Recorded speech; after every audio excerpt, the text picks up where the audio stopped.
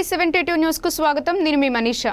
సత్తుపల్లి మండలం గంగారం గ్రామంలో బెజవాడ లక్ష్మీనారాయణ అనారోగ్యం కారణంగా వారిని కలుసుకుని వారి ఆరోగ్య వివరాలు తెలుసుకుని వారి కుమారుడు బెజవాడ మనోజ్ ను పరామర్శించిన సత్తుపల్లి నియోజకవర్గం ఎమ్మెల్యే డాక్టర్ మట్టా రాగమయ్యి దయానంద్, రాష్ట్ర కాంగ్రెస్ నాయకులు డాక్టర్ మట్టా దయానంద్. ఈ కార్యక్రమంలో సత్తుపల్లి పట్టణ, మండల, గంగారం గ్రామ కాంగ్రెస్ నాయకులు, కార్యకర్తలు, గ్రామస్తులు పాల్గొన్నారు.